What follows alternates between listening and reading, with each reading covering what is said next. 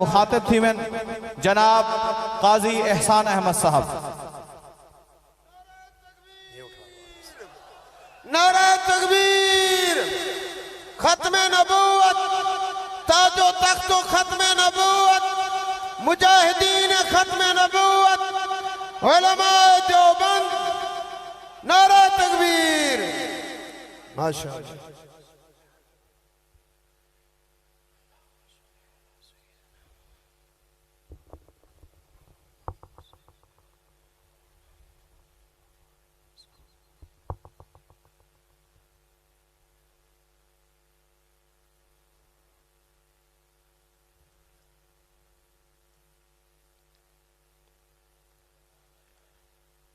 السلام علیکم ورحمۃ اللہ وبرکاتہ.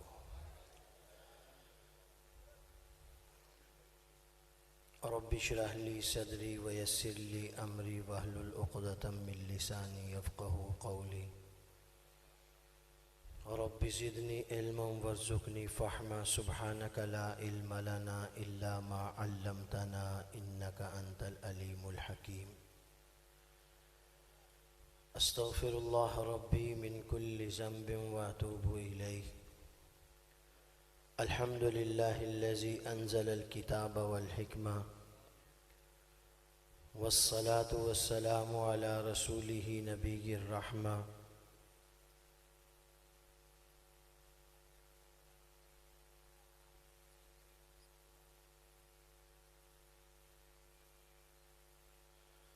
وعلى آلہ واصحابہ اولی العزم والہمہ.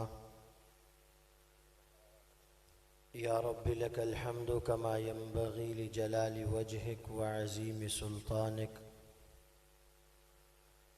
واشہد ان لا الہ الا اللہ وحدہ لا شریک لہ. واشہد ان سیدنا ومولانا محمدا عبدہ ورسولہ. ارسلہ بالحق بشیرا ونذیرا وداعیا الی اللہ باذنہ وسراجا منیرا. اللہم صل علی سیدنا ومولانا محمد النبی الامی وعلی آلہ وسلم تسلیما. وصل كذلك على جميع الأنبياء والمرسلين وعلى الملائكة المقربين وعلى عباد الله الصالحين أجمعين إلى يوم الدين. أما بعد فأعوذ بالله من الشيطان الرجيم. بسم الله الرحمن الرحيم. ما كان محمد أبا أحد من رجالكم ولكن رسول الله وخاتم النبيين وكان الله بكل شيء عليما. قال رسول الله صلى الله عليه وسلم لعلي أنت مني بمنزلة هارون من موسى إلا أنه لا نبي بعدي.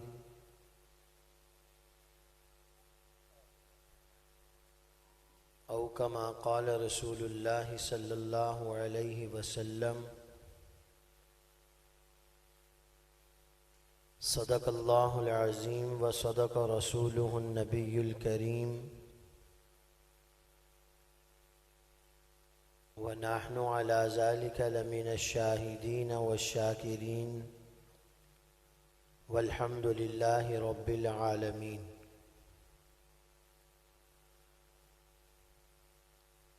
صدر مجلس،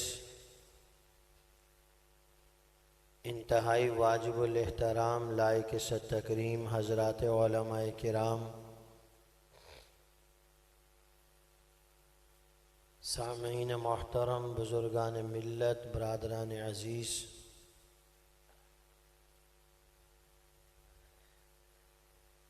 آپ کے اس علاقے کی مشہور و معروف دینی درسگاہ جامعہ مدنیہ کے زیر اہتمام تحفظ ختم نبوت کانفرنس کا انعقاد کیا گیا ہے، جس میں علاقہ بھر کے جید علماء کرام ہماری سرپرستی کے لیے اسٹیج پر تشریف فرما ہیں۔ میں اور آپ اس مشن کے ایک رضاکار ہونے کی حیثیت سے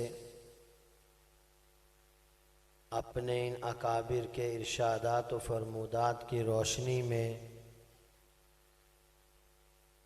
عقیدہ تحفظ ختم نبوت کے ایک سپاہی اور رضاکار بن کر زندگی گزارنے کا ارادہ لے کر یہاں پر بیٹھے۔ ابتدا سے ہی ہر ایک ساتھی، جلسے کی زینت بننے والا ہر مسلمان اس نیت اور اس ارادے سے بیٹھے کہ میں نبی کریم محمد الرسول اللہ صلی اللہ علیہ وسلم کی عزت و ناموس کا وفادار چوکیدار بن کر حضور علیہ السلام کا ایک ادنا سپاہی اور غلام بن کر ساری زندگی اس عقیدے کی حفاظت کے لیے وقف کرنے کا ارادہ کرتا ہوں۔ سب کا ارادہ ہے؟ ہاتھ کھڑے کر کے ذرا زور شور سے بولو گے انشاءاللہ۔ نعرہ تکبیر!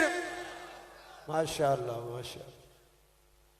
ہم نے علمی میدان میں بھی ترقی کرنی ہے، عملی میدان میں بھی ترقی کرنی ہے۔ علمی میدان میں کوئی قادیانی شکوک و شبہات پیدا کر کے کسی مسلمان کو ورگلانے کی کوشش کرے، اس کے سامنے دلائل کی دنیا میں سیسا پلائی دیوار بن کے کھڑا ہونا ہے۔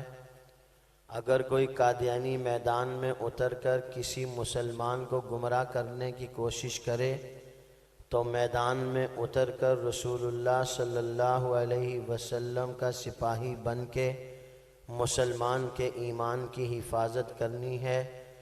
جس جہت سے قادیانی اسلام کو نقصان پہنچانے کی کوشش کریں گے، اسی جہت سے ہم قادیانیوں کا مقابلہ کرنے کا عزم لینے کے لیے یہاں پر آئے ہیں۔ کیا خیال ہے؟ ٹھیک ہے؟ اس عزم سے پر ہو کر آپ نے یہاں سے جانا ہے۔ علاقے بھر میں آپ نے اپنے اکابر کے ارشادات کے مطابق تحفظ ختم نبوت کا کام کرنا ہے۔ تحفظ ختم نبوت کانفرنس، دو عنوان پر معنون ہے آج کا یہ پروگرام۔ ایک عقیدہ ختم نبوت، دوسرا اس کا تحفظ۔ 15 منٹ انشاءاللہ الرحمن میں نے آپ کو ایک بات سبق کی طرح یاد کروانی ہے۔ اس کے بعد پھر اس عقیدے کے تحفظ کے لیے میرے اور آپ کے اکابر نے جو قربانیاں دی ہیں اس کا مختصر سا ذکر کرنا ہے، اور آخر میں آپ کی تشکیل کرنی ہے۔ ٹھیک ہے؟ جلدی تو نہیں آپ کو؟ مجھے بھی نہیں۔ تو انشاءاللہ الرحمن ٹائم کھلا ہے، تو آپ ذرا تسلی سے تشریف فرما رہے ہیں۔ نمبر 1، پہلا کام کیا ہے؟ عقیدہ ختم نبوت۔ 4 نمبر میں نے اس میں بیان کرنے ہیں، ویسے 6 نمبر ہیں کل، میں اس مجلس میں 4 نمبر بیان کروں گا۔ وہ انشاءاللہ الرحمن آپ نے اپنے دل و دماغ کی تختی پر نقش کر لینے ہیں، انگلیوں پر یاد کرنا ہے سبق۔ حضرت صلی اللہ علیہ وسلم نے ارشاد فرمایا، اول الانبیاء آدم و آخرهم محمد۔ روئے زمین پر اللہ پاک پروردگار عالم نے جتنے نبی بھیجے ہیں ان میں سے سب سے پہلے نبی بعثت اور تشریف آوری کے اعتبار سے سیدنا آدم علیہ السلام ہیں۔ نمبر 1، سب سے پہلے نبی کا نام آدم علیہ السلام۔ نمبر 2، سب سے آخری نبی کا نام محمد الرسول اللہ صلی اللہ علیہ وسلم۔ نمبر 3، سب سے پہلا کسے کہتے ہیں، سب سے آخری کسے کہتے ہیں؟ آپ نے کہا سب سے پہلے نبی بولو، سب سے آخری نبی۔ اب تیسرا نمبر یہ ہے کہ سب سے پہلا کسے کہتے ہیں، سب سے آخری کسے کہتے ہیں؟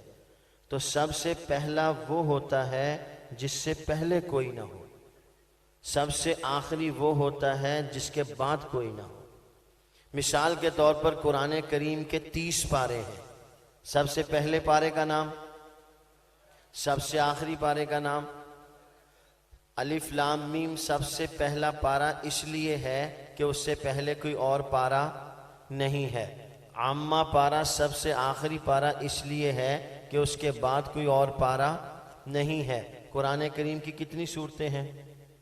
سب سے پہلی سورت کا نام سورہ فاتحہ، آخری سورت کا نام سورۃ الناس۔ یہ سورۃ فاتحہ سب سے پہلی سورت اس لیے ہے کہ اس سے پہلے کوئی اور سورت نہیں ہے۔ سورۃ الناس سب سے آخری سورت اس لیے ہے کہ اس کے بعد کوئی اور سورت نہیں ہے۔ سیدنا آدم علیہ السلام سب سے پہلے نبی اس لیے ہیں کہ ان سے پہلے زمین پر کوئی اور نبی نہیں تھا۔ حضور علیہ السلام سب سے آخری نبی ہیں اس لیے کہ آپ علیہ السلام کے بعد اب کسی اور نئے نبی کو نبوت اور رسالت کا منصب دے کر دنیا میں نہیں بھیجا جائے گا۔ کتنے نمبر ہو گئے؟ تسی ہونی سو گئے ہو سارے۔ نمبر 1، دنیا میں آنے والے سب سے پہلے نبی کا نام، سب سے آخری نبی کا نام، سب سے پہلا کسے کہتے ہیں، سب سے آخری کسے کہتے ہیں؟ جس کے بعد کوئی نہ ہو۔ نمبر 4، عقیدہ ختم نبوت کی تعریف۔ آپ نے بور نہیں ہونا ہے کہ مولوی نے سبق پڑھانا شروع کرتا، یہ ہمارے ایمان کا سبق ہے۔ خطیب پاکستان حضرت مولانا قاضی احسان احمد صاحب شجاع آبادی رحمۃ اللہ علیہ فرمایا کرتے تھے، عقیدہ مضبوط، عمل تھوڑے، جنت قریب۔ بڑی قیمتی بات فرمائی حضرت نے، عقیدہ مضبوط، عمل تھوڑے، جنت قریب۔ عقیدہ خراب، عمل زیادہ، ٹھکانہ جہنم۔ ساری زندگی سجدے دیتا رہا، ایمان عقیدہ درست نہیں، کوئی فائدہ نہیں۔ اعمال میں تھوڑی بہت کمی ہے، اللہ پاک اپنے فضل و کرم سے معاف فرما دیں گے۔ ایمان عقیدہ نظریہ صحیح اور درست اور مضبوط ہوا تو انشاءاللہ الرحمن اللہ کے فضل و کرم سے جنت ہمارے لیے۔ سمجھ میں آگئی بات؟ نمبر 4، عقیدہ ختم نبوت کی تعریف۔ آپ کے قرب و جوار میں قادیانی ہیں، ان قادیانیوں سے بچنے کے لیے اپنے ایمان عقیدے اور نظریے کو مضبوط رکھنا ہے۔ کھرے مال کو اچھی طرح پہچان لو، 1 نمبر مال کو اچھی طرح پہچان لو۔ روئے زمین پر کہیں بھی کوئی کھوٹا مال 1 نمبر کہہ کر دکھائے گا تو 1 نمبر مال پہلے آپ کے دماغ میں ہوگا، آپ 2 نمبر مال کو 1 نمبر مال سمجھ کے کبھی بھی خریدیں گے۔ کھرا مال آپ پہچان چکیں گے کہ یہ دیسی اصلی کھنڈ ہے، اصلی شکر ہے، وہ چینی سے بنی ہوئی 2 نمبر اصلی کہہ کے آپ کے سامنے رکھے گا تو آپ ہاتھ پہ ڈال کے یوں مسل کے اس کو بتائیں گے یہ اصلی نہیں ہے، اس کے اندر چینی کی ملاوٹ ہے، یہ چینی سے شکر بنائی ہوئی ہے، یہ چینی والا گڑ ہے جو کراچی والے کھاتے ہیں۔ پنجاب کا گڑ سمجھ گئے، خالص گڑ کراچی کا، پنجاب کا خالص گڑ جو کراچی میں ہی چینی سے بنا ہوتا ہے۔ آپ نے 1 نمبر سودا پہچاننا ہے، کھرا مال پہچاننا ہے، تو پھر روئے زمین پر کہیں بھی کوئی قادیانی خدا نہ کرے 2 نمبر مال کو کھوٹے مال کے اوپر 1 نمبر مال کی کوڈنگ کر کے ہمارے سامنے رکھے گا تو ہم اس کو فوراً کہیں گے ہمارے اساتذہ نے جامعہ مدنیہ میں جلسہ رکھا تھا، ہم نے وہاں کھرا مال عقیدہ ختم نبوت پہچانا تھا، محمد الرسول اللہ کے بعد کوئی نبی نہیں، لہٰذا مرزا غلام قادیانی جھوٹا ہے۔ اور اگر 1 نمبر مال دیکھا ہی نہیں، 1 نمبر مال کو پرکھا ہی نہیں، کھرا مال دیکھا ہی نہیں، تو پھر کھوٹے مال کو ہی 1 نمبر سمجھ کے لینا ہے۔ 2 نمبر مال کو ہی ایک سمجھ کے لینا ہے، اس لیے یہاں سے بیٹھ کے اپنا ایمان عقیدہ نظریہ مضبوط کر کے جاؤ۔ ایمان عقیدہ نظریہ مضبوط اتنا ہو کہ جان چلی جائے عقیدہ نہ جائے۔ ہم اللہ اور اللہ کے رسول کے عشق و محبت کو اس مضبوطی سے تھام لیں، ہاتھ کٹتا کٹ جائے مگر اس ہاتھ سے ایمان اور عقیدہ نہیں جانا چاہیے، پھر مزہ ہے۔ یہ نہیں جیسے کیلے کے چھلکے پہ پاؤں آیا، بندہ پھسل کے ساتھ میں ایمان بھی نکل گیا۔ کسی نے لندن کا ویزا دکھایا، ایمان بھی ساتھ ہی چلا گیا۔ شادی کا لالچ دیا، ایمان بھی ساتھ ہی چلا گیا۔ نوکری کا لالچ دیا، ایمان بھی ساتھ ہی چلا گیا، جیسے آج دنیا کفر کر رہی ہے۔ وجہ یہ ہے کہ ایمان کی قیمت معلوم نہیں۔ وَقَالُوا لَوْ كُنَّا نَسْمَعُ أَوْ نَعْقِلُ مَا كُنَّا فِي أَصْحَابِ السَّعِيرِ فَاعْتَرَفُوا بِذَنبِهِمْ فَسُحْقًا لِأَصْحَابِ السَّعِيرِ۔ آج ایمان کی قدر و قیمت نہیں، ان اللہ والوں کے بتانے کی قدر و قیمت نہیں، نہ ان کی کوئی سنتا ہے، نہ اپنی کوئی عقل کو استعمال کرتا ہے۔ پھر جب فیل ہو جاتے ہیں پھر اعتراف جرم کرتے ہیں، پھر اس جرم کے اعتراف کا کوئی فائدہ نہیں ہوتا۔ آج وقت ہے ابھی سمجھ لو، آج وقت ہے ابھی سن لو، آج وقت ہے ابھی اپنے ایمان عقیدے نظریے کو مضبوط کر لو۔ کل جب تمہاری آنکھ کھلے گی پھر سمجھنے کا وقت نہیں ہوگا، پھر سنبھلنے کا وقت نہیں ہوگا، پھر تو حساب و کتاب ہوگا۔ پاس ہونے والے پاس ہو جائیں گے، فیل ہونے والے فیل ہو جائیں گے۔ وَامْتَازُوا الْيَوْمَ أَيُّهَا الْمُجْرِمُونَ کی لائن کھینچ دی جائے گی، کھرا مال ایک طرف کر دیا جائے گا، کھوٹا مال ایک طرف کر دیا جائے گا، اچھے ایک طرف ہوں گے، برے ایک طرف ہوں گے، ایمان والے ایک طرف ہوں گے، گناہگار دوسری طرف ہوں گے، رحمان کے بندے الگ ہوں گے، شیطان کے بندے الگ ہوں گے، غلام پیغمبر الگ ہوں گے، گستاخ پیغمبر الگ ہوں گے۔ سب معاملہ نکھار کے سب کے سامنے رکھ دیا جائے گا۔ آج ابھی وقت ہے میں اور آپ اپنے ایمان عقیدے نظریے کو سمجھ لیں، انشاءاللہ کامیاب اور کامران ہو جائیں گے، انشاءاللہ کامیاب اور کامران ہو جائیں گے۔ آپ نے نام سنا ہوگا، میں نے 4تھا نمبر بیان کرنا ہے، یاد رکھیے گا۔ 3 نمبر ہو گئے۔ نمبر 1 سب سے پہلے نبی کا نام، سبق یاد کرو، یہاں سے اٹھ کے جاؤ تو پورے گاؤں میں جا کے سبق یاد کروانا ہے۔ جلسے والوں کے پیسے تب پورے ہوں گے جب آپ کو اپنے ایمان عقیدے نظریے کا سبق یاد ہوگا۔ یہ نہیں کہ آپ نے سبحان اللہ کہا اور اٹھ کے چلے گئے، گاؤں میں جا کے کسی نے پوچھا پتر کتھوں آیا؟ چاچا آیا تھا میں مدرسے ہویا پر میں نے پتہ کوئی نہیں لگیا اتھے ہویا کی ہے۔ مولوی نے کھاپتا بڑی پائی، میرے کانے سے درد ہون لگ گیا، ایڈی زور نہ مولوی چیخے پر میں نے یاد کاک نہیں آگا انہوں نے کیا کی۔ تو پھر حضرت جی دی محنت کا کوئی فائدہ نہیں۔ دوسرے حضرت جی کدھر گئے؟ سمجھ میں آ رہی ہے بات؟ سبق یاد کر لو، یہ 15 منٹ میرے آپ کو سبق یاد کروانے کے۔ نمبر 1 سب سے پہلے نبی کا نام، سارے بولو، شرمانے کی ضرورت نہیں ہے۔ سب سے پہلے نبی کا نام، یہ پہاڑی والے بھی بولیں، سب سے پہلے نبی کا نام، سب سے آخری نبی کا نام، سب سے پہلا کسے کہتے ہیں، سب سے آخری کسے کہتے ہیں۔ اب نمبر 4 عقیدہ ختم نبوت کی تعریف، اس کو میں ابھی بیان کرتا ہوں۔ اس سے پہلے ایک بات سنو، میں نے کہا وَقَالُوا لَوْ كُنَّا نَسْمَعُ أَوْ نَعْقِلُ مَا كُنَّا فِي أَصْحَابِ السَّعِيرِ۔ آج وقت ہے ہم کہنے والے کی بات کو سن لیں، پکارنے والے کی پکار کو سن لیں۔ وہ ہمیں بلا رہا ہے اللہ کی طرف۔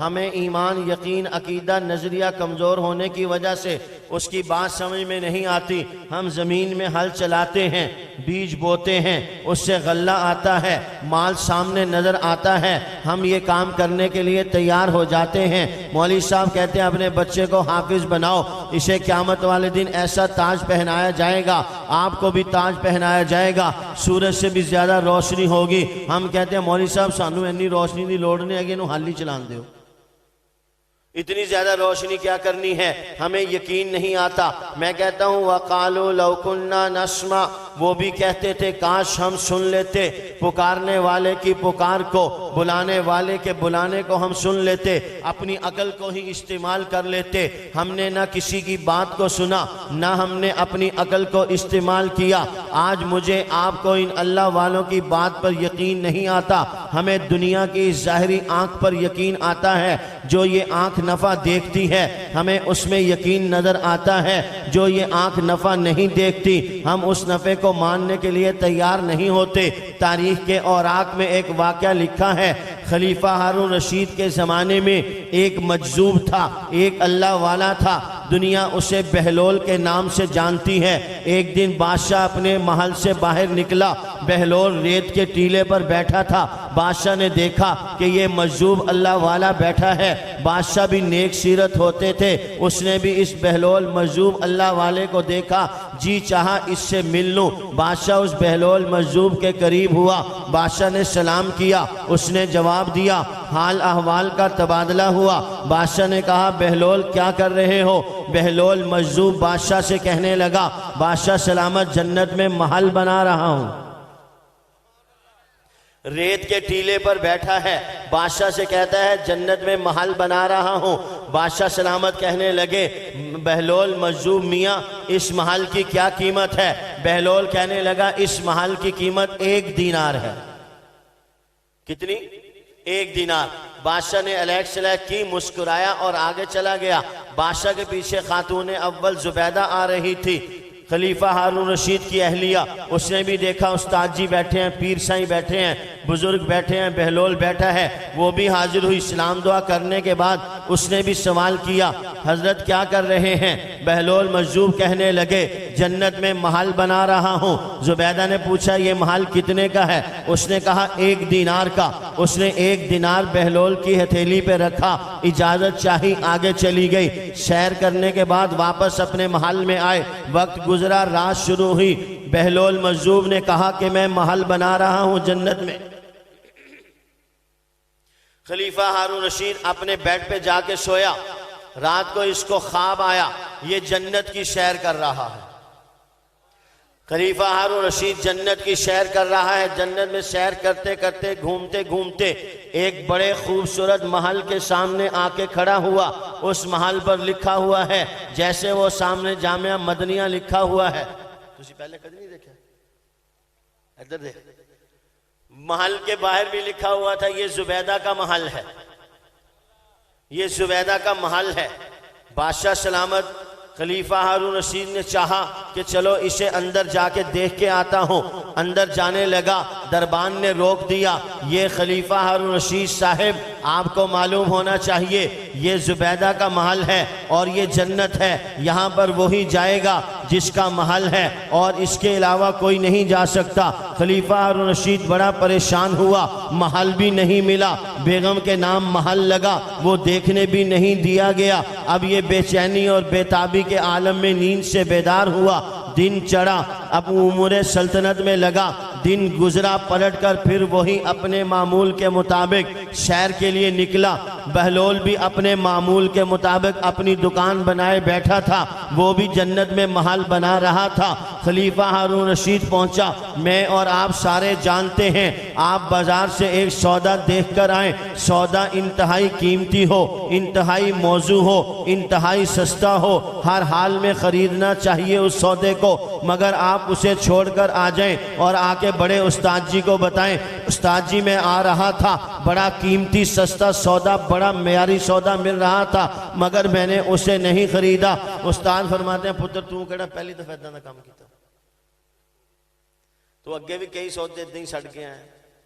تو یہ آ کے استادوں کو ساری صورتحال بتاتا ہے، استاد کہتے ہیں جاؤ دوبارہ پلٹ کر جاؤ، بڑا قیمتی سودا ہے خرید کے لے آؤ۔ یہ اب دوبارہ جائے گا، اس نے پہلے جتنی چھان پھٹک کی تھی، جتنے سوالات کیے تھے، اب یہ اتنے سوال نہیں کرے گا، یہ سودے کو دیکھ چکا ہے، پہچان چکا ہے، فوراً خریدنے کی کوشش کرے گا تاکہ کوئی اور نہ خرید بیٹھے۔ خلیفہ ہارون رشید بہلول مجذوب کے پاس پہنچے، انہوں نے ساری سچویشن رات دیکھ لی تھی، ساری صورتحال سے رات واقف ہو چکے تھے۔ بہلول مجذوب کے پاس آئے، ایک ہی سانس میں علیک سلیک سلام دعا سب کچھ کرنے کے بعد بہلول سے کہنے لگے حضرت کیا کر رہے ہیں؟ وہ کہنے لگا جنت میں محل بنا رہا ہوں۔ خلیفہ ہارون رشید نے پھر فوراً سوال کیا اس محل کی کیا قیمت ہے؟ بہلول مجذوب کہنے لگا بادشاہ سلامت اس محل کی قیمت دنیا وما فیہا کی بادشاہی اور اس کے خزانے ہیں۔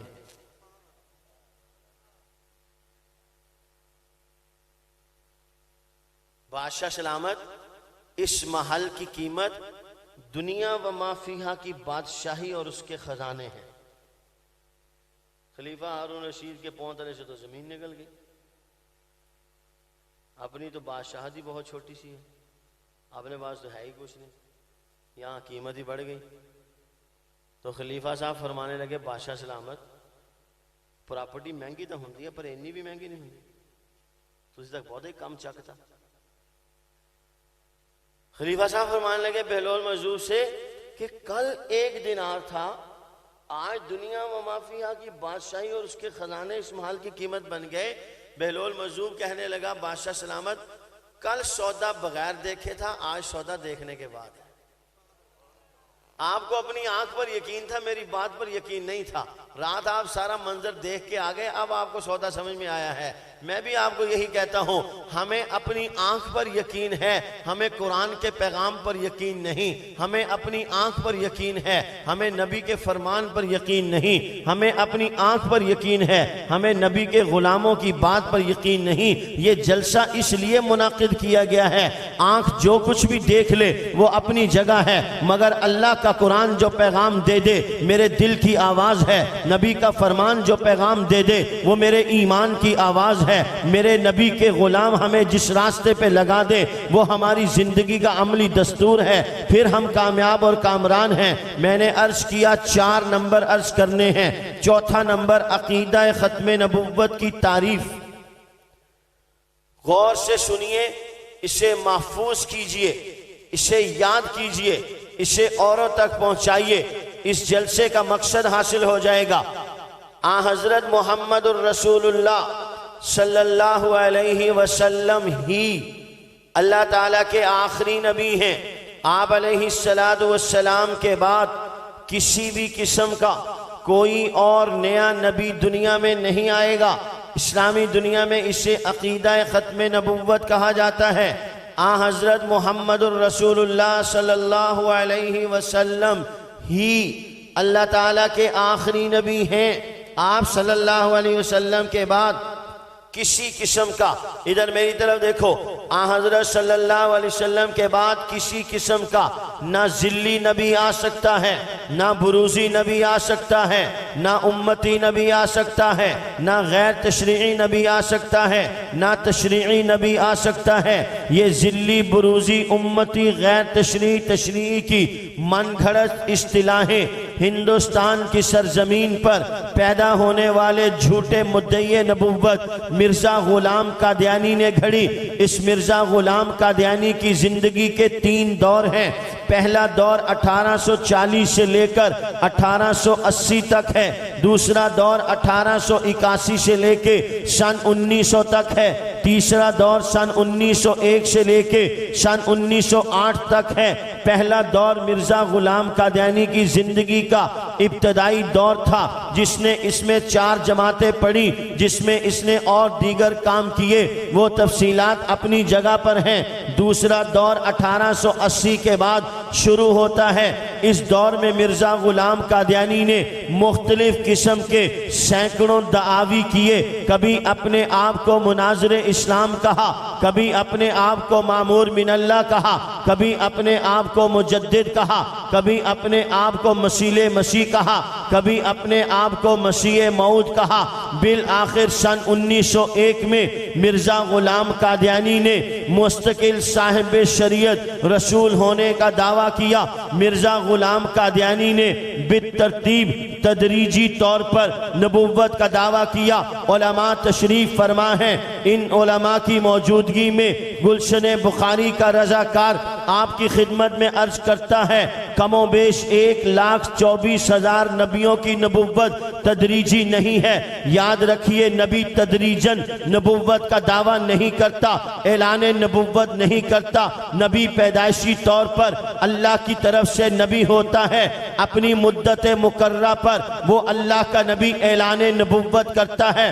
مرزا غلام قادیانی نے اپنے اعلان نبوت کے لیے پہلے اپنے آپ کو مامور من اللہ کہا، مناظر اسلام کہا، مجدد کہا، مہدی کہا، مسیح کہا، مسیح موعود کہا، پھر ذلی بروزی نبی ہونے کا دعویٰ کیا، پھر امتی نبی ہونے کا دعویٰ کیا، پھر غیر تشریعی نبی ہونے کا دعویٰ کیا۔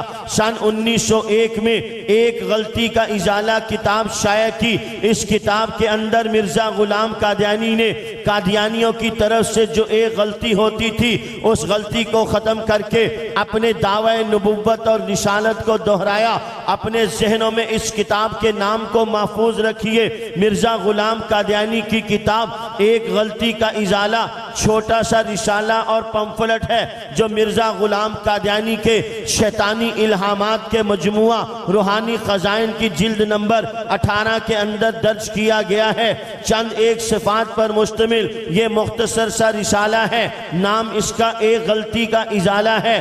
اس رسالے کے اندر مرزا غلام قادیانی نے ان قادیانیوں کو دھوکہ دینے کے لیے، مسلمانوں کو ورگلانے کے لیے قرآن کریم کی سورہ الفتح کا آخری رکوع، اس کی ابتدائی آیات محمد الرسول اللہ والذین معہ اشداء علی الکفار رحماء بینہم، یہ آیت مبارکہ لکھ کے ذرا توجہ کیجئے گا۔ مرزا غلام قادیانی نے کہا اس وحی الہی میں اللہ نے مجھے محمد کہا اور مجھے رسول کہا، نعوذ باللہ من ذالک۔ یہ قرآن محمد الرسول اللہ پر اترا، یہ سورہ فتح کی آیات محمد الرسول اللہ پر اتری۔ ان آیات طیبہ میں محمد الرسول اللہ سے مراد سیدہ آمنہ کے گھر میں پیدا ہونے والے حضرت عبداللہ کے گھر میں پیدا ہونے والے محمد الرسول اللہ مراد ہیں، جن کا نام آسمان پہ احمد ہے، جنہیں زمین پہ محمد کہا جاتا ہے۔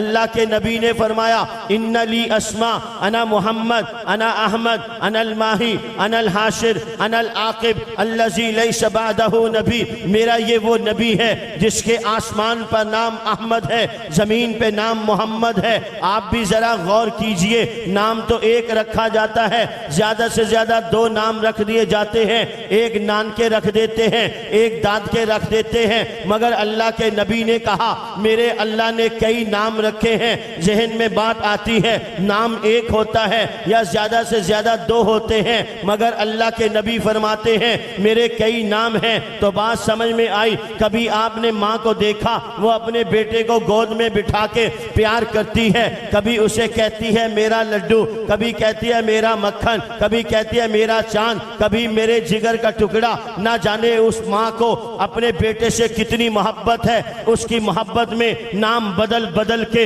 اپنے بیٹے سے اظہار محبت کرتی ہے۔ اگر زمین پر بسنے والی ایک ماں اپنے بیٹے کی محبت میں نام بدل بدل کے اظہار محبت کرتی ہے تو پھر اس خالق کائنات نے اس کل جہاں کو وجود جس نبی کے لیے دیا وہ محبوب کبریا ہے، وہ محبوب خدا ہے۔ پھر خدا بھی اپنے محبوب کو یاد کرنے کے لیے، اس سے محبت کا اظہار کرنے کے لیے پیچھے محبت کے اظہار کا دباؤ زیادہ ہے، ایک نام سے اظہار محبت ہوتا نہیں۔ پھر قرآن میں خدا نے کبھی یاسین کہا، کبھی طٰہٰ کہا، کبھی مدثر کہا، کبھی مزمل کہا، کبھی احمد کہا، کبھی محمد کہا، کبھی ماہی کہا، کبھی حاشر کہا، کبھی طٰہٰ کہا، کبھی یاسین کہا۔ اس لیے اپنے نبی کے نام اتنے رکھے کہ اللہ کی محبت کا سیلاب اتنا ہے، ایک نام سے پورا ہوتا نہیں۔ نعرہ تکبیر! ایک نام سے محبت کا اظہار ہوتا نہیں۔ اللہ کے نبی کے لیے اس کائنات کو وجود دیا گیا، اس کائنات کو وجود حضور علیہ السلام کی وجہ سے دیا گیا۔ ذرا توجہ کرنا، میں یہاں آپ کو ایک بات سمجھانے لگا ہوں۔ میرا آپ کا وجود یہ مرہون منت ہے رسول اللہ کے وجود کا، میرے آپ کا وجود کا باقی رہنا یہ مرہون منت ہے محمد الرسول اللہ کے وجود کا۔ آپ کہہ رہے ہوں گے کہ ہمارا وجود مرہون منت ہے رسول اللہ کے وجود کا، بات سمجھ میں نہیں آتی، میں آپ کو ابھی سمجھائے دیتا ہوں، آئیے توجہ کیجئے۔ مجھے آپ کو وجود ملا میرے آپ کے ماں باپ کی وجہ سے، انہیں وجود ملا میرے آپ کے نانا نانی کی وجہ سے، انہیں وجود ملا ان کے ماں باپ کی وجہ سے۔ چلتے چلے آئیے یہ سلسلہ رسول اللہ صلی اللہ علیہ وسلم تک پہنچا۔ رسول اللہ صلی اللہ علیہ وسلم ہمارے روحانی باپ ہیں۔ حضور علیہ السلام کو وجود ملا ان کے والدین کی وجہ سے، انہیں وجود ملا ان کے ماں باپ کی وجہ سے۔ یہ سلسلہ چلتے چلتے ہمارے جد امجد جناب سیدنا آدم علیہ السلام تک پہنچتا ہے، تو مجھے آپ کو وجود ملا اپنے جد امجد سیدنا آدم علیہ السلام کی وجہ سے۔ آج سیدنا آدم علیہ السلام نے اللہ کے سامنے دستے دعا بلند کیے ہیں، دعا کی جا رہی ہے، لا الہ الا اللہ محمد الرسول اللہ۔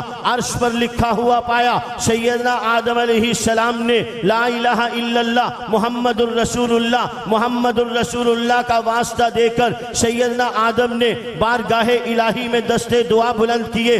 سیدنا آدم کی دعا کو خلاق عالم نے قبول فرمایا اور ساتھ میں جواب دیا، اے میرے آدم لولا محمد لما خلقتک، تو نے جس محمد کا واسطہ دیا ہے مجھے میری کبریائی کی قسم، اگر میں نے اپنے محمد کو پیدا نہ کرنا ہوتا تو میں تیرا رب تجھے بھی پیدا نہ کرتا، تو پھر مجھے کہنے دیجئے میرا وجود صدقہ ہے محمد الرسول اللہ کے وجود کا۔ سیدنا آدم کو وجود ملا ہے، یہ صدقہ ہے محمد الرسول اللہ کے وجود کا۔ اگلی بات کہنے دیجئے مجھے آپ کو وجود ملا حضور کی وجہ سے، یہ وجود باقی ہے حضور کی وجہ سے۔ جائیے پہلی قوموں کو دیکھیے، امم سابقہ کو دیکھیے، ان کے اندر زنا پایا جاتا تھا، چوری پائی جاتی تھی، ڈاکہ پایا جاتا تھا، عریانیت فحاشیت پائی جاتی تھی، نبی کی نافرمانی رحمان کی بغاوت پائی جاتی تھی۔ وہ نافرمانی میں اس حد تک بڑھ گئے کہ اللہ پاک پروردگار عالم کی پکڑ ان کے اوپر آئی۔ اللہ پاک نے اپنے نبی کو اس علاقے سے ہجرت کا حکم دیا، وہ نبی علاقہ چھوڑ کے گیا۔ اللہ پاک نے ان گناہ گاروں کو ان کے گناہوں کی وجہ سے، جہاں ناپ تول میں کمی تھی، جہاں ملاوٹ تھی، شراب نوشی تھی، عریانیت فحاشی تھی، زنا کا بازار گرم تھا، خلاق عالم نے بستیوں کی بستیوں کو اٹھایا، آسمان کی بلندیوں پہ لے جا کے زمین پہ پٹک کے تباہ و برباد کر دیا۔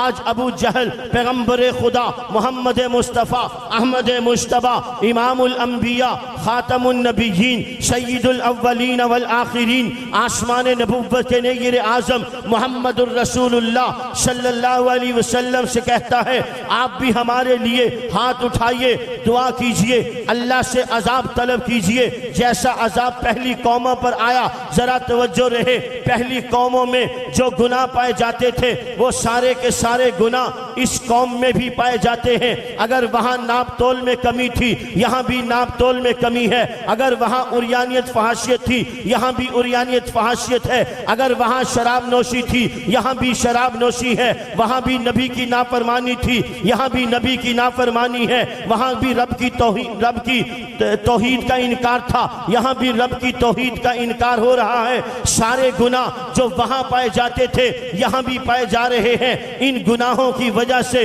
بستیوں کی بستیوں کو ملیا میٹ کر دیا گیا، مگر ان گناہوں کی وجہ سے من حیث القوم اس امت کو تباہ و برباد نہیں کیا گیا۔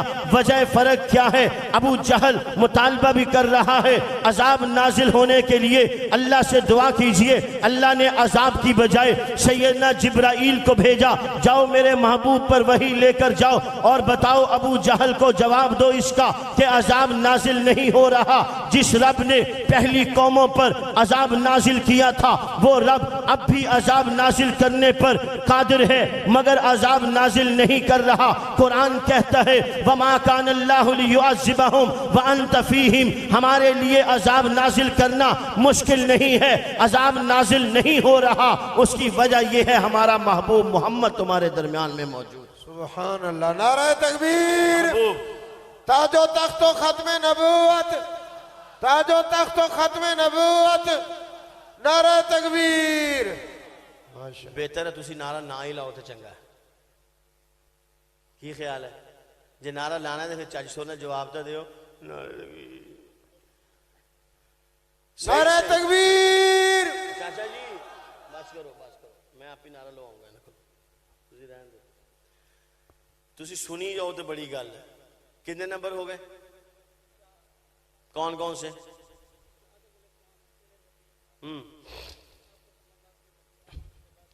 عقیدہ ختم نبوت کی تعریف یاد ہو گئی؟ ایک دفعہ پھر سن لو.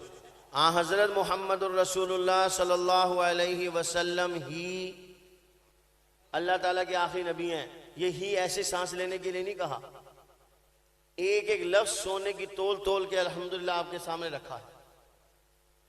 حضرت محمد الرسول اللہ صلی اللہ علیہ وسلم ہی اللہ تعالیٰ کے آخری نبی ہیں. آپ صلی اللہ علیہ وسلم کے بعد کسی قسم کا جب تک یہ نہیں کہیں گے تعریف ناقص. علماء فرماتے ہیں تعریف جس چیز کی بھی کریں وہ جامع بھی ہو معنی بھی ہو. اگر جامع نہیں تو ناقص، معنی نہیں تو ناقص. جو جامع اور معنی تعریف کریں عقیدہ ختم نبوت کی.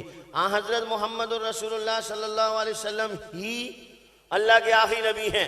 آپ صلی اللہ علیہ وسلم کے بعد آپ لوگ کہتے ہو کوئی نبی نہیں آ سکتا، مرزائی کہتے ہیں ذلی آ سکتا ہے. آپ کہتے ہیں کوئی نہیں آ سکتا، وہ کہتے ہیں بروزی آ سکتا ہے. آپ کہتے ہو کوئی نہیں آ سکتا، وہ کہتے ہیں کہ فلاں آ سکتا ہے. تو جب آپ تعریف کریں گے آپ کہیں حضرت صلی اللہ علیہ وسلم ہی اللہ کے آخری نبی ہیں. آپ صلی اللہ علیہ وسلم کے بعد کسی قسم کا نہ ذلی، نہ بروزی، نہ امتی، نہ غیر تشریعی، نہ تشریعی کوئی اور نیا نبی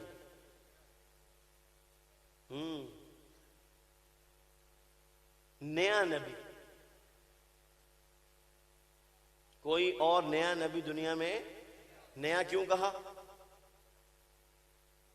دیکھو نا تو سبحان اللہ کہہ کے سارے چلے جاندے ہو، ویسے ہی جلسہ 16 سال بعد ہو رہے ہیں. نیا نبی اس لیے کہا ہم سب مسلمانوں کا ایمان ہے سیدنا عیسیٰ علیہ السلام آسمان پر موجود ہیں، قیامت سے پہلے وہ دوبارہ دنیا میں تشریف لائیں گے. اب دو عقیدے ہو گئے. ایک عقیدہ یہ ہے کہ حضور اللہ کے آخری نبی ہیں، اور ایک عقیدہ یہ ہے سیدنا عیسیٰ علیہ السلام آسمان پر موجود ہیں، قیامت سے پہلے دوبارہ دنیا میں آئیں گے. یہ دونوں عقیدے اپنی جگہ 100% درست ہیں. حضور علیہ السلام ہی اللہ کے آخری نبی ہیں، حضور کے بعد کسی قسم کا کوئی اور نیا نبی نہیں آئے گا. دوسرا عقیدہ سیدنا عیسیٰ علیہ السلام آسمان پر موجود ہیں، قیامت سے پہلے وہ دوبارہ دنیا میں تشریف لائیں گے. اب یہاں درمیان میں قادیانی مرزائی آتے ہیں، ہمارے سادہ لوگ مسلمانوں کو دھوکہ دیتے ہیں. وہ کیا؟ وہ کہتے ہیں مولوی صاحب آپ ایک بات کریں، یا تو یہ کہیں حضور اللہ کے آخری نبی ہیں، پھر یہ نہ کہیں کہ عیسیٰ علیہ السلام آئیں گے. اور اگر آپ یہ کہتے ہیں کہ عیسیٰ علیہ السلام آئیں گے پھر یہ نہ کہیں کہ حضور اللہ کے آخری نبی ہیں. ایک طرف کہتے ہو حضور اللہ کے آخری نبی ہیں، دوسری طرف کہتے ہو کہ عیسیٰ علیہ السلام بھی آئیں گے. ہم ان سے کہتے ہیں یہ تمہارا دجل ہے، تمہارا دھوکہ ہے، تمہارا فراڈ اور فریب ہے، تم ویسے ہی پیدائشی دجال اور کذاب ہو. اللہ کے نبی صلی اللہ علیہ وسلم نے فرمایا تھا انہو سیکون فی امتی کذابون ثلاثون کلہم یزعم انہو نبی. تم اس جھوٹے مدعی نبوت مرزا قادیانی کے ماننے والے ہو جو مدعی نبوت تھا. اللہ کے حبیب نے فرمایا تھا 30 کذاب میرے بعد آئیں گے، دجال آئیں گے، ان میں سے ہر ایک نبوت کا دعویٰ کرے گا. مرزا قادیانی نے بھی نبوت کا دعویٰ کیا. معلوم ہوا اللہ کے نبی کے فرمان کی روشنی میں پرلے درجے کا کذاب دجال جھوٹا بے ایمان تھا. تم سارے اس کے ماننے والے ہو، اسی بنیاد پر تم مسلمانوں کو دھوکہ دیتے ہو. اب دھوکہ سمجھو. حضور علیہ السلام ہی اللہ کے آخری نبی. آپ صلی اللہ علیہ وسلم کے بعد کسی قسم کا کوئی اور نیا نبی دنیا میں نہیں آئے گا. جب آپ نے نیا کہا، ختم نبوت کا کیا مطلب ہے؟ حضور صلی اللہ علیہ وسلم کے بعد آپ کسی اور شخص کو نبوت کا منصب، بولو سارے بولو، حضور صلی اللہ علیہ وسلم کے بعد کسی اور کو نبوت کا منصب نہیں دیا جائے گا. سیدنا عیسیٰ علیہ السلام دنیا میں تشریف لائیں گے تو آپ نے عقیدہ ختم نبوت کی تعریف میں کہا حضرت محمد صلی اللہ علیہ وسلم ہی اللہ کے آخری نبی ہیں. آپ صلی اللہ علیہ وسلم کے بعد کسی قسم کا کوئی اور نیا نبی. تو سیدنا عیسیٰ علیہ السلام نئے تو نہیں ہیں. سیدنا عیسیٰ علیہ السلام کو نبوت حضور کے بعد مل رہی ہے. ختم نبوت کا منافی تو وہ نظریہ ہے کہ حضور کے بعد کسی کو نبوت ملے. سیدنا عیسیٰ کو نبوت حضور کے بعد نہیں ملی. سیدنا عیسیٰ علیہ السلام کی نبوت کا زمانہ حضور علیہ السلام سے پہلے تھا. سیدنا عیسیٰ علیہ السلام نئے نبی نہیں ہیں. سیدنا عیسیٰ علیہ السلام پرانے سابق نبی ہیں. ان کے آنے سے عقیدہ ختم نبوت پر کوئی حرف نہیں آتا, کوئی آنچ نہیں آتی. جیسے اس وقت حاضر سروس صدر, ان کا نام کیا ہے؟ عارف صاحب. اس سے پہلے کون تھے؟ ساڑھے صدر اتنے چنگے سن, انہوں نے نام بھی نہیں آتے, ہے نا جی. ساڑھے کو پوچھو ساڑھے امیر مرکزیہ کون نے, اس تو پہلے کون سی, اس تو پہلے کون سی, اس تو پہلے کون سی, سانو سارے دے نام یاد ہے. انہوں نے کوئی چنگا کام کیتا ہوئے تو یاد رہے. شکر ہے ممنون صاحب نے, ممنون نے احسان فرمایا, سانو چلے گئے. صدر عارف علوی صاحب موجودہ حاضر سروس صدر ہیں. اگر سابق صدر ممنون صاحب آ جائیں تو حاضر سروس صدر صاحب معزول ہو جائیں گے؟ بولو, ان کی صدارت باقی رہے گی, ان کے احکامات چلیں گے, ان کا آرڈر چلے گا یا سابق صدر کا چلے گا؟ حاضر سروس صدر عارف علوی صاحب کا آرڈر چلے گا, ان کے دستخط چلیں گے, ان کی صدارت کا ہی پیریڈ ہے. ہاں البتہ ممنون صاحب جو آئے ہیں وہ صدر صاحب کے کام میں ہاتھ بٹا دیں گے, آرڈر یہ کریں گے, آگے کام میں وہ ہاتھ بٹا دیں گے. سیدنا عیسیٰ علیہ السلام آئیں گے حضور کی نبوت کے زمانے میں, جیسے سابق صدر حاضر سروس کی صدر کے زمانے میں آ کے اعانت کرتا ہے, ایسے ہی سابق نبی حاضر نبی کی نبوت کے زمانے میں آ کے کار نبوت کو اور مضبوط انداز میں لوگوں کے دل و دماغ میں پہنچانے کے لیے اعانت کریں گے. سیدنا عیسیٰ علیہ السلام کے آنے سے عقیدہ ختم نبوت پر کوئی آنچ نہیں آتی. تو کتنے نمبر ہو گئے؟ اب تک آپ نے کتنی بات سمجھ لی کہ حضرت صلی اللہ علیہ وسلم ہی اللہ کے آخری نبی ہیں. آپ صلی اللہ علیہ وسلم کے بعد کسی قسم کا کوئی اور نیا نبی دنیا میں نہیں آئے گا.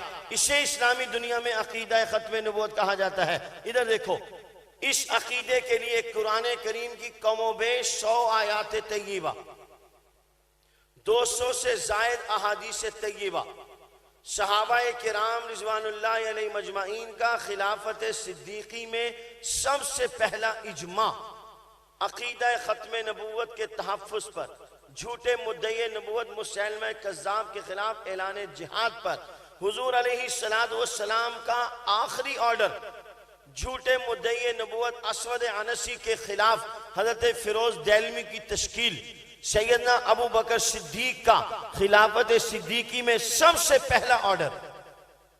نہیں سمجھے؟ یہ عقیدہ ختم نبوت کی اہمیت کا اندازہ لگائیے.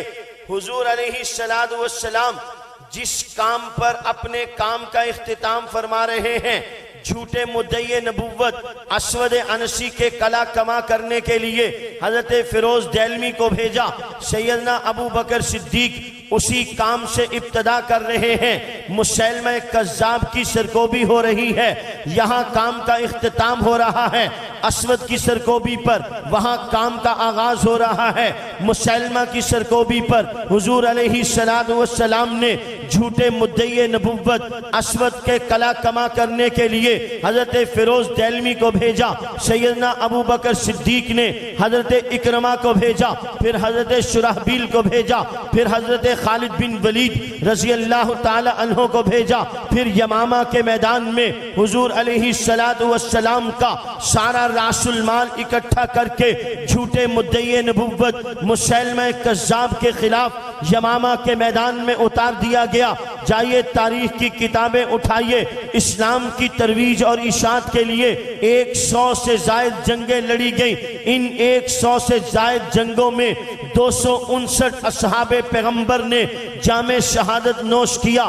اسلام کی ایک جنگ جو عقیدہ ختم نبوت کے تحفظ کے لیے صدیق اکبر رضی اللہ تعالی عنہ کی خلافت میں حضرت خالد بن ولید رضی اللہ تعالی عنہ کی سربراہی میں لڑی گئی. تاریخ کہتی ہے اس ایک جنگ کے اندر 1200 صحابہ اور تابعین نے جام شہادت نوش کیا. 100 سے زائد جنگوں میں 259 सहाबा शहीद हुए। एक जंग के अंदर 1200 से जायद सहाबा और ताबईन शहीद हुए। यमामा की जंग के अंदर 700 कुरान करीम के हाफिज सहाबा थे। 70 बदरी सहाबा थे जो यमामा के मैदान में खत्म नबुव्वत के अकीदे के तहफ़्फ़ुज़ के लिए उतरे थे। फिर हिंदुस्तान की सरजमीन पर झूठा मुद्दई नबुव्वत मिर्जा गुलाम कादियानी उठा। 1901 में दावा नबुव्वत किया, 1908 में जहन्नम वासिल हुआ। जाइए आज भी इस्लामाबाद की सरजमीन पर एक खानका है जिसे खानका गोल्डा शरीफ कहा जाता है। इस खानका के चश्मो चराग, इस खानका के बानी आज पूरी दुनिया के अंदर उनका फैज़ जारी है। पीर मेहर अली शाह साहिब गोल्डवी रहमतुल्लाह अलैह हिंदुस्तान के हालात से दिल बर्दाश्ता होके हरमैन शरीफैन की सरजमीन पर अपनी जिंदगी के बकिया दिन गुजारने के लिए चले गए। हाजी इमदादुल्लाह मुहाजिर मक्की जो अहले हक उलमाए देवबंद के सरखैल हैं, वो भी हरमैन शरीफैन की सरजमीन पर मौजूद थे। हाजी इमदादुल्लाह मुहाजिर मक्की पीर मेहर अली शाह साहिब की आपस में मुलाकात हुई। हाजी इमदादुल्लाह मुहाजिर मक्की ने पीर मेहर अली शाह साहब से पूछा, किस इरादे से आपका यहाँ आना हुआ? पीर मेहर अली शाह साहब कहने लगे, अब बकिया जिंदगी के दिन दियारे हबीब में अल्लाह के घर के साए में गुजारने का इरादा लेकर आया हूँ। हाजी इमदादुल्लाह मुहाजिर मक्की ने पीर मेहर अली शाह साहिब को बैत किया, बैत खिलाफत से सरफराज फरमाया। फिर उन्हें हुक्म दिया कि आप वापस हिंदुस्तान तशरीफ ले जाइए। हिंदुस्तान की सरजमीन पर अनकरीब एक फितना उठने वाला है। आप हिंदुस्तान की सरजमीन पर अगर खामोश भी बैठे रहेंगे वो फितना तरक्की नहीं कर सकेगा।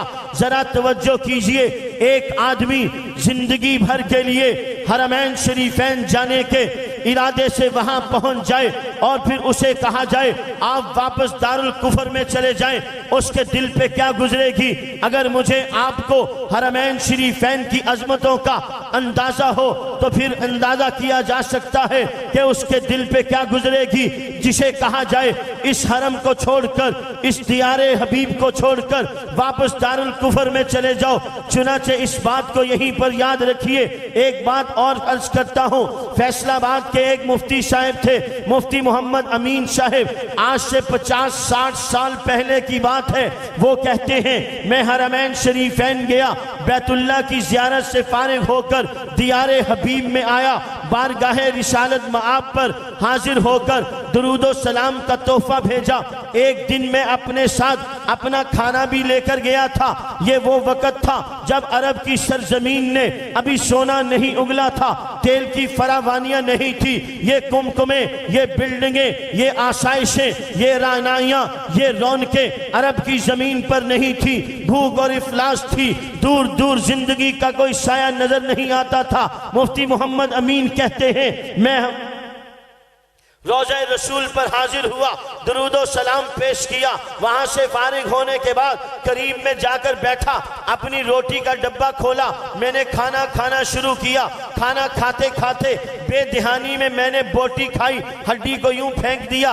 करीब में एक छोटा मासूम बच्चा खेल रहा था। उस मासूम बच्चे ने मेरी उस फेंकी हुई हड्डी को उठाया और उसको चूसना शुरू कर दिया, उसको नोचना शुरू कर दिया। मुफ्ती मोहम्मद अमीन साहब कहते हैं मुझे बड़ा दुख हुआ, बड़ा अफसोस हुआ, ये मैंने क्या किया? कहते हैं मैंने उस बच्चे को अपने करीब बुलाया, मैंने उसे कहा बैठो मेरे बेटे, यहाँ तुम खाना खाओ। उस बच्चे को भूख लगी हुई थी। उस बच्चे ने एक मर्तबा कहने पर खाना खाना शुरू किया। अब ये बात बाप समझ सकता है, ये बात माँ समझ सकती है। बाप खाना खा रहा हो, माँ रोटी खा रही हो, इस दौरान बच्चा या बच्ची आ जाए, वो बाप के साथ खाने में शरीक हो जाए, माँ के साथ खाने में शरीक हो जाए। खाना भी थोड़ा हो, रोटी भी थोड़ी हो, माँ बाप हाथ रोक लेते हैं, बच्चा खाता है, बच्चा सैर होता है, माँ बाप की आंखें ठंडी होती हैं। खाना सारा बच्चे ने खाया, भूख माँ की पूर हो गई, भूख बाप की पूर हो गई, बच्चे का पेट भर गया, माँ बाप देखकर सैर हो गए। मुफ्ती अमीन साहब कहते हैं बच्चा खाना खा रहा था, جی میرا ٹھنڈا ہو رہا تھا، لقمے اس کے پیٹ میں اتر رہے تھے، کھانے سے شیر میں ہو رہا تھا۔ باتیں کرتے کرتے میں نے اس معصوم بچے سے مزید تعارف کیا، حال احوال پوچھے۔ میں نے اسے کہا تم بتاؤ تم کون ہو؟ باتیں کرتے کرتے اس بچے نے کہا چاچا جی میں تو یتیم ہوں، میرا تو باپ نہیں ہے۔ مفتی صاحب فرماتے ہیں اس نے جو یہ کہا میری چیخیں نکل گئی۔ میں نے تو دل میں سوچا، میں نے اس کے زخموں پہ نمک چھڑکا۔ میں نے اس معصوم بچے سے کہا بچے تو میرے ساتھ پاکستان چل، پاکستان بڑا اچھا ملک ہے، میں تجھے وہاں لے جاؤں گا، لکھاؤں گا، پڑھاؤں گا، تو بڑا ہو جائے گا، میں تیری شادی کروں گا، تو میرا بیٹا بن جا۔ مفتی صاحب نے اپنی طرف سے اس بچے سے یہ کہا، وہ بچہ کہنے لگا چاچا جی میں کل آپ کو بتاؤں گا۔ مفتی صاحب کہنے لگے کل فجر کی نماز کے بعد یہیں پر ملیں گے۔ اس بچے نے کہا جی ہاں فجر کی نماز کے بعد یہیں پر آپ سے ملاقات ہوگی۔ مفتی صاحب اپنی طرف چل دیے، وہ بچہ اپنی طرف چل دیا۔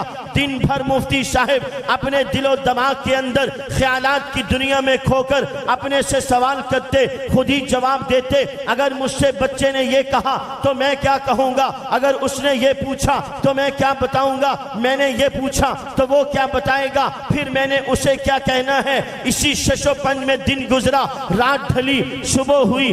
بارگاہ رسالت مآب میں حاضر ہونے سے پہلے مسجد نبوی میں فجر کی نماز ادا کی، روضہ رسول پر حاضر ہوئے، سلام پیش کیا، صلاۃ پیش کیا۔ وہاں سے فارغ ہو کے اس بچے کے انتظار میں بیٹھ گئے۔ تھوڑی دیر گزرتی ہے، وہ بچہ آتا دکھائی دیتا ہے۔ مفتی صاحب کے دل میں محبت کے جذبات پھر ابھر آئے۔ مفتی صاحب سوچ و بچار کی دنیا میں گم ہو کے بچے کے متعلق سوچنے لگے۔ بچہ قریب آیا، سلام دعا ہوئی۔ توجہ کرنا، اتنی لمبی بات ایک جملے کے لیے سنائی ہے، انداز بیاں گرچہ بہت شوق نہیں، شاید کہ تیرے دل میں اتر جائے میری بات۔ مفتی صاحب کے قریب وہ بچہ آیا، بچہ مفتی صاحب کے قریب ہوا۔ مفتی صاحب نے سلام دعا کرنے کے بعد اس بچے سے پوچھا بتاؤ کیا پروگرام ہے؟ سوال کا جواب دینے کی بجائے بچے نے سوال کر دیا۔ وہ بچہ بچپن میں مناظر تھا۔ مناظرانہ اصول یہ ہے کبھی سوال کا جواب ہوتا ہے، کبھی سوال کا جواب سوال ہوتا ہے۔ اس بچے نے سوال کے جواب کی بجائے مفتی صاحب پر سوال کیا اور روضہ رسول کی طرف اشارہ کر کے کہنے لگا چاچا جی پاکستان میں یہ بھی ہے؟ چاچا جی پاکستان میں یہ بھی ہے؟ مفتی صاحب کہنے لگے اس بچے کے سوال نے میری چیخیں نکال دی۔ میں نے اس بچے سے کہا ارے بچے اگر یہ پاکستان میں ہوتا تو ہم یہاں کیا کرنے آتے؟ وہ بچہ کہنے لگا چاچا جی پھر میں آپ حاجیوں کی بچی ہوئی ہڈیاں کھا لوں گا، اپنے نانا کا روضہ چھوڑ کے نہیں جاتا۔ نعرہ تکبیر۔ چاچا جی میں آپ حاجیوں کی بچی ہوئی ہڈیاں کھا لوں گا، اپنے نانا کا روضہ چھوڑ کے نہیں جاتا۔ پیر مہر علی شاہ صاحب سے کہا گیا آپ واپس ہندوستان چلے جائیے، ہندوستان کی سرزمین پر اگر آپ خاموش بھی بیٹھے رہیں گے تو قادیانی فتنہ ترقی نہیں کر سکے گا۔ چنانچہ پیر مہر علی شاہ صاحب اپنی ساری محبتوں کو، اپنی ساری عقیدتوں کو، اپنے سارے جذبات کو سمیٹ کر دل کی دنیا میں بسا کر اس امید اور اس یاس پر کہ میں تو اللہ کے دربار میں زندگی بسر کرنے کے لیے، دربار حبیب میں زندگی قربان کرنے کے لیے یہاں آیا تھا، مگر میرے لیے وہاں جانے کا فیصلہ ہو گیا۔ سارے جذبات کو سمیٹ کر اپنے دل کی دنیا میں بسا کر ہندوستان کی سرزمین پر واپس چلے گئے۔ ادھر مرزا غلام قادیانی کا فتنہ عروج پر تھا، ادھر اس کا دعوی نبوت آیا۔ آج پیر مہر علی شاہ صاحب اپنے آستانہ عالیہ پر بیٹھے ہیں۔ چند ایک مرزا غلام قادیانی کے ماننے والے پیر مہر علی شاہ صاحب گولڑوی کے پاس آئے، آ کے کہنے لگے جو ہو گیا سو ہو گیا، جہاں جہاں جو بات ہوئی وہ اپنی جگہ پہ ہو چکی۔ آج ہم آپ سے فائنل بات کریں گے، دو ٹوک بات ہوگی، آخری بات ہوگی۔ پیر مہر علی شاہ صاحب نے بزبان حال کہا یہ بازو میرے آزمائے ہوئے ہیں، کہو کیا کہتے ہو؟ اس سے پہلے بھی تم بارہا آئے اور منہ کی کھا کے چلے گئے۔ ختم نبوت زندہ باد کا بول بالا ہوا، کالی کملی والے کی ختم نبوت کا بول بالا ہوا، کہو کیا کہتے ہو؟ وہ قادیانی مرزائی کہنے لگے ایک اندھا، ایک لولا لنگڑا مرزا قادیانی کے سامنے بٹھائیں گے. ایک اندھا، ایک لولا لنگڑا آپ کے سامنے بٹھائیں گے. آپ اس کے حق میں دعا کریں گے، مرزا قادیانی ان کے حق میں دعا کرے گا. جس کی دعا سے اندھا بینا ہو جائے، لولا لنگڑا چلنے لگ جائے، وہ سچا. جس کی دعا سے اندھا بینا نہ ہو، لولا لنگڑا چلے نہ، وہ جھوٹا. توجہ ہے؟ ایک اندھا، ایک لولا لنگڑا آپ کے سامنے بٹھائیں گے. ایک اندھا، ایک لولا لنگڑا مرزا قادیانی کے سامنے بٹھائیں گے. جس کی دعا سے اندھا بینا ہو جائے، لولا لنگڑا چلنے لگ جائے، وہ سچا. پیر مہر علی شاہ صاحب زبان حال میدان میں اترتے ہیں، ان قادیانیوں مرزائیوں کو مخاطب کر کے کہتے ہیں، تیری پسند جدا، میری پسند جدا، تجھے پسند خودی، مجھے پسند خدا. تم نے میرے دین کی حقانیت کے لیے، میرے نبی کی حقانیت کے لیے معیار یہ مقرر کیا، مہر علی اس اندھے کے حق میں دعا کرے، اس لولے لنگڑے کے حق میں دعا کرے. اگر یہ اندھا بینا ہو جائے، لولا لنگڑا چلنے لگ جائے، مہر علی سچا، مہر علی کا دعویٰ سچا، مہر علی کا دین سچا، مہر علی کا نبی سچا.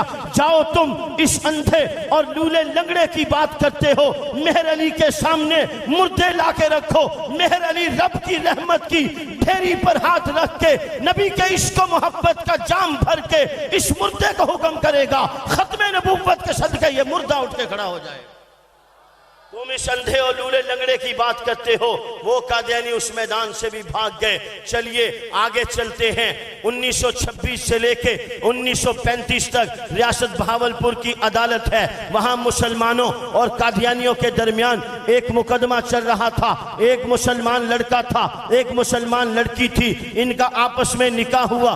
بدقسمتی سے مسلمان بچے کے مقدر کا ستارہ ڈوب گیا. وہ قادیانی ہو کر مرتد ہو گیا. اس مسلمان بچی کے باپ نے عدالت کے اندر فسخ نکاح کا مقدمہ دائر کیا.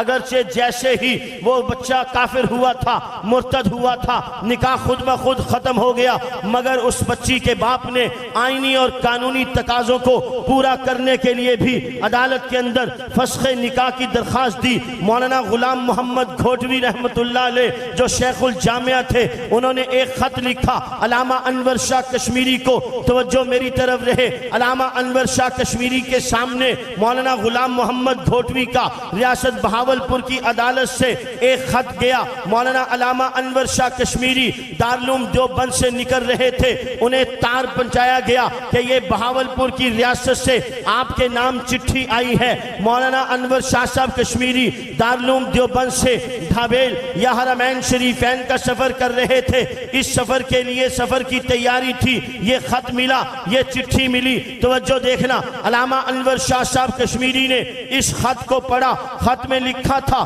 ریاست بہاولپور کی عدالت میں ایک مقدمہ دائر ہے. تمام اہل اسلام چاہتے ہیں علامہ انور شاہ کشمیری تشریف لائیں. عدالت کے فلور پر ختم نبوت کے عقیدے کو دلائل اور براہین سے مبرہن کریں. مرزا غلام قادیانی کے کفر کو عدالت کے فلور پر آشکارا کریں. علامہ انور شاہ صاحب کشمیری نے خط کو پڑھا. اس خط کو یوں بند کیا. توجہ ادھر. اس خط کو بند کرنے کے بعد علامہ انور شاہ صاحب کشمیری جیسے عظیم المرتبت، عظیم الشان انسان نے اپنی گردن کو جھکایا. کچھ دیر توقف کے بعد گردن اٹھائی، آنکھیں کھولی. علامہ انور شاہ کشمیری فرمانے لگے، انور شاہ دارالعلوم سے ریاست بہاولپور جائے گا. ان کے ایک شاگرد کہنے لگے، استاد جی آپ نے خط پڑھا، اسے بند کیا، آنکھیں بند کی، گردن جھکائی. کچھ دیر کے بعد آپ نے گردن اٹھائی، آنکھیں کھولی. آپ نے کہا کہ انور شاہ بہاولپور جائے گا. آپ خط پڑھنے کے بعد ہی فرما دیتے کہ میں نے بہاولپور جانا ہے. آنکھیں بند کر کے، گردن جھکا کے کچھ دیر توقف کے بعد جواب آپ نے دیا.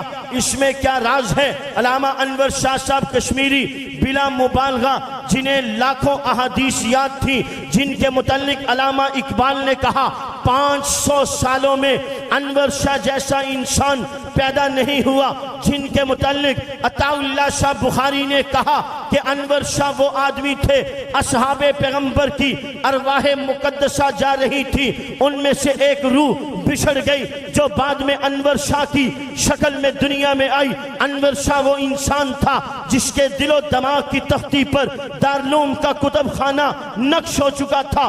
بیروت کے کتب خانے سے ایک کتاب کو سرسری طور پر پڑھا تھا جس کا حوالہ ریاست بہاولپور کی عدالت میں علامہ انور شاہ کشمیری نے پیش کیا۔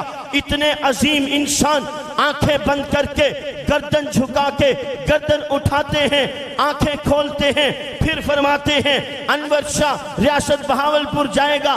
شاگرد کہتا ہے استاد جی پہلے ہی کہہ دیتے، آپ نے یہ کام کیوں کیا؟ توجہ کرنا، آج کے علماء، آج کے خطبہ، آج کے طلبہ، آج کے تاجر، آج کے ڈاکٹر، آج کے انجینئر، آج کا ہر ایک مسلمان انور شاہ سے محبت رکھنے والا توجہ کرے۔ انور شاہ کشمیری کہتے ہیں میاں میں نے آنکھیں بند کی، اپنی گردن جھکائی، انور شاہ نے اپنی سابقہ زندگی پر نظر ڈالی۔ انور شاہ کو اپنی سابقہ زندگی میں کوئی عمل نظر نہیں آیا جو شفاعت کے لیے دربار رسالت میں پیش کر سکے۔ اس لیے میں نے فیصلہ کیا ہے کہ میں ریاست بہاولپور کی عدالت میں جاؤں گا اور اللہ کے حبیب محمد صلی اللہ علیہ وسلم کی ختم نبوت کے تحفظ کا میں وہاں پر وکیل بنوں گا۔ چنانچہ علامہ انور شاہ صاحب کشمیری ریاست بہاولپور کی عدالت میں پہنچے، وہاں پر انہوں نے اپنا ایمان افروز وجد آفرین دلائل سے مزین بیان عدالت کے فلور پر رقم کروایا۔ بڑی لمبی تفصیلات ہیں۔ ایک موقع آیا، علامہ انور شاہ صاحب کشمیری ایک طرف کھڑے ہیں، مرزائی قادیانی مناظر جلال الدین شمس دوسری طرف کھڑا ہے۔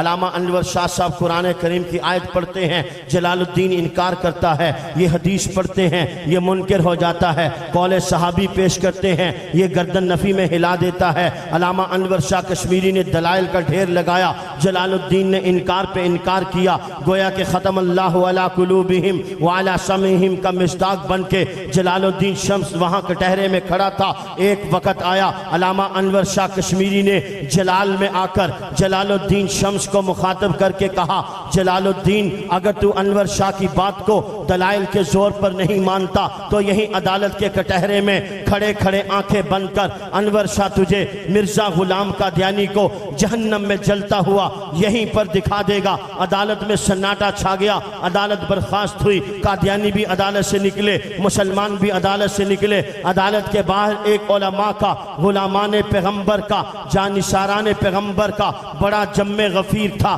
علامہ انور شاہ کشمیری کے ارد گرد آ کر جمع ہوئے، علامہ انور شاہ کشمیری سے کہنے لگے، ایک طالب علم نے کہا باہر نکلے، ایک شاگرد علامہ انور شاہ صاحب کا حاضر ہوا، کہنے لگا استاد جی آپ نے عدالت میں اتنی بڑی بات کہہ دی کہ میں مرزا غلام قادیانی کو تمہیں جہنم میں جلتا ہوا یہیں پر دکھا دوں گا، اگر وہ آپ سے مطالبہ کر دیتا تو پھر؟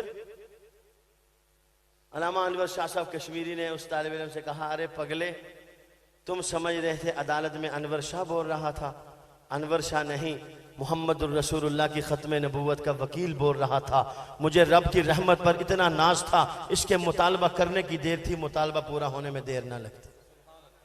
یہ بڑا اونچا کام ہے، میرے آپ کے اکابر نے اپنی زندگیاں لگا کر یہ کام کیا ہے۔ اب میری باری ہے۔ من المؤمنین رجال صدقوا ما عاہدوا اللہ علیہ فمنہم من قضى نحبہ ومنہم من ينتظر۔ وہ اپنا کام کر کے چلے گئے، اب میری اور آپ کی باری ہے۔ ہمارے بزرگوں نے اپنی نسلوں کو یہ ختم نبوت کا کام دیا، آج میں اور آپ کام لے لیں، آنے والی نسلوں کو کام دے کر جائیں گے۔ قیامت کی صبح تک ایمان کی شمع یوں ہی روشن رہے گی، ختم نبوت کا یوں ہی پہرا دیا جاتا رہے گا۔ خوش نصیب اور سعادت ہیں وہ لوگ جنہیں اللہ رب العزت تحفظ ختم نبوت کی خدمت کے لیے قبول فرماتے ہیں۔ کیا خیال ہے اس خدمت کے لیے کون کون تیار ہے؟ انشاءاللہ ہم سارے مسلمان زندگی کی آخری سانس تک اس خدمت کو کرنے کے لیے تیار ہیں۔ اللہ تعالی ہمارے اس ادارے کے اس فیض کو عام اور تام رکھے، آپ کے آنے کو قبول فرمائے، کہنے والوں کے کہنے کو قبول فرما لے۔ وآخر دعوانا ان الحمدللہ رب العالمین۔ مجاہد ختم نبوت حضرت مولانا قاضی احسان احمد صاحب اپنے خوبصورت انداز میں تحفظ ختم نبوت کے عنوان پر بہت زبردست خطاب فرما رہے تھے۔